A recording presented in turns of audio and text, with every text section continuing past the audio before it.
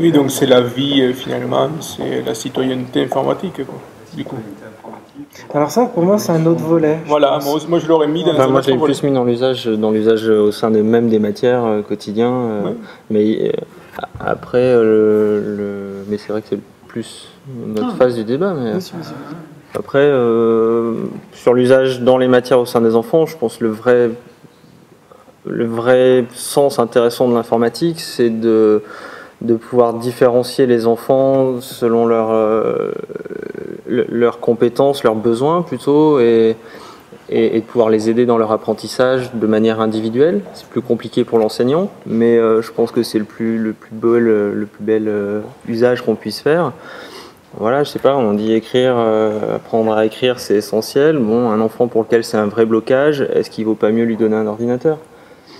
Alors, pareil, aux États-Unis... Et qu'il puisse se concentrer sur le reste. Je ne dis pas d'abandonner l'écriture. Qui a dit, on abandonne l'écriture, on utilise l'ordinateur. Mais de façon globale, c'est ridicule. Ouais, sans même aller sur ces...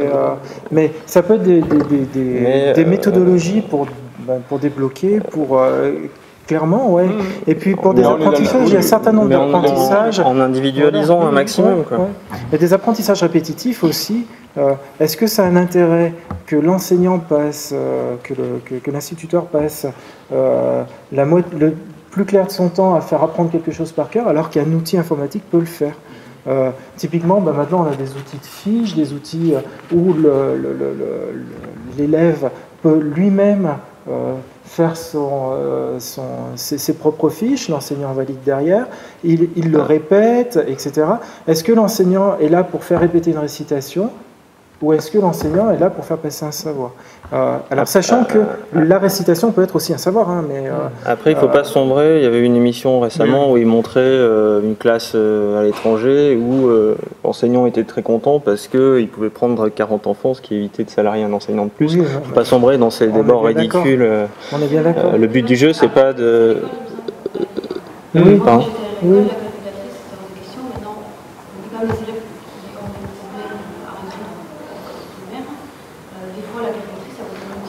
Bon usage. Il faut travailler plus sur la réflexion, en fait, plutôt que la répétition. Oui. Ou même, à un moment, on peut travailler sur la répétition, et puis voilà, on peut utiliser des outils qui... Oui, mais ça, c'est de la pédagogie, là.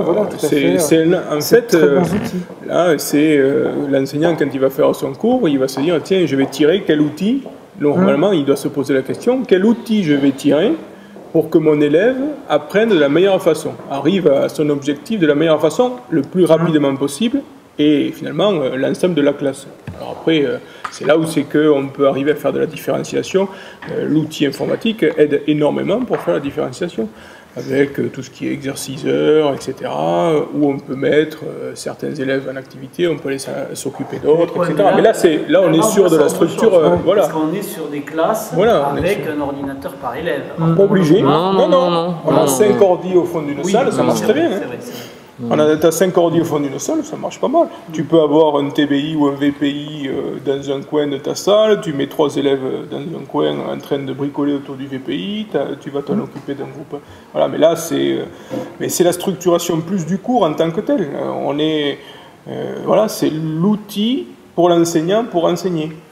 Mais on a des habitudes, après, je pense, quand même... Ouais, pardon. Oui, allez, c'est bon. Tout à l'heure, je suis désolé d'être revenu à l'outil. Oui, mais c'est pas grave. Je voulais citer dans le cadre de l'enseignement de l'informatique. Vous avez parlé du code. Je ne sais pas, c'est plutôt l'algorithmique, l'algorithme. Vous cherchez, ça formerait quoi? La logique? L'esprit logique. Oui, mais la logique en tant que telle, la logique s'en rapproche plus. Oui, ça s'en rapproche. Et puis, j'ai envie de vous poser la question, quelle logique? On a des logiques formelles, on a des logiques informelles. Oui, mais sur l'enseignement, si vous voulez, si vous mettez face à un élève de l'informatique, on est sur une logique formelle qui est je fais ça, je fais pas ça. En gros, on est sur une condition, sa négation, quoi. L'apprentissage d'une logique, par exemple citoyenne, elle passe par aussi autre chose. Oui, mais ça peut être un bon outil pour faire du formalisme mathématique, un certain formalisme mathématique d'ailleurs, pas tout. Après, mais c'est pareil pour la calculatrice. Hein. La calculatrice, il ne faut pas rendre les gens dépendants de cet outil-là. C'est-à-dire que ne pas savoir faire une multiplication ou une division, c'est un peu embêtant si vous n'avez pas de calculatrice. Donc cette dépendance-là, il faut à mon avis ne pas l'avoir sur des connaissances de base. Après,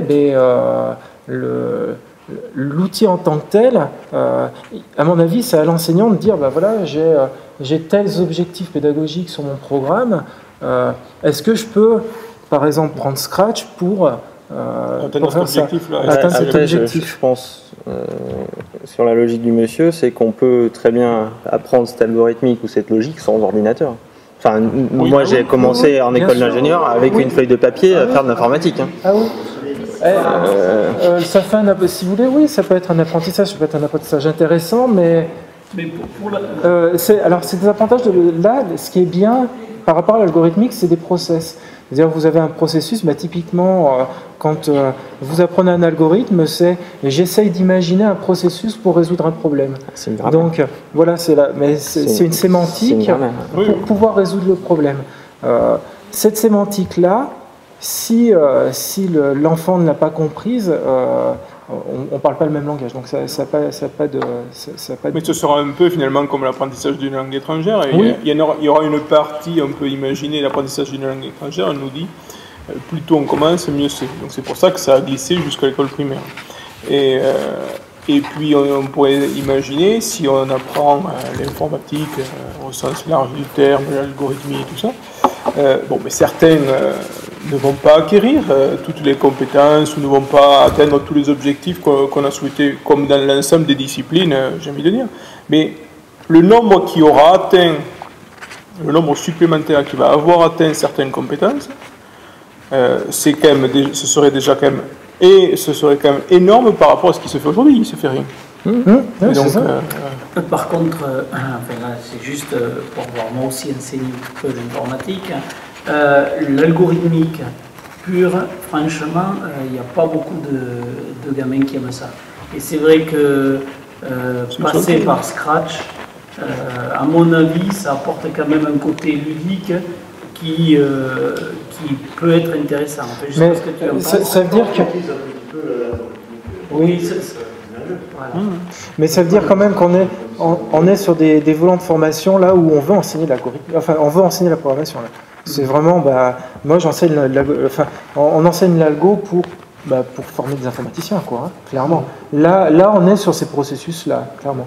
Après, enseigner l'algorithmique pour des enfants, moi je trouve que c'est très bien vraiment pour du process, c'est-à-dire que on a un objectif, c'est le comment. C'est comment on fait pour arriver à cet objectif-là. Après, sur le produit, qu'est-ce qu'on fait? Finalement, ça a peu d'intérêt. Mais pour moi, c'est vraiment une logique de processus, de process intellectuel pour arriver à un but. J'ai dit 4 fois. Hein. Mais je pense que... Bref. Donc voilà, sur l'enseignement du numérique, moi, ce que je crains, ce qui me fait peur, c'est qu'on arrive, nous, avec des étudiants qui ont 17, 18, 20 ans, qui n'ont aucune éducation au numérique. Enfin, aucune éducation dans le sens où on fait n'importe quoi sur... on est simple utilisateur et pas fait n'importe quoi. Oui, mais ça, c'est de l'éducation civique. Là, on rentre dans l'éducation civique. Ça, c'est en train de... Il y a quand même dans les... Enfin, là aussi, il se trouve que mon épouse est documentaliste. Et quand même en collège, les documentalistes qui font leur travail, font beaucoup de travail sur l'éducation numérique. Enfin, je ne sais pas, monsieur qui est de Canopée... oui, pour fréquenter les documentalistes, oui. Et je pense qu'elle est loin d'être la partie de leur travail, c'est ça, c'est la citoyenneté numérique, l'éducation numérique.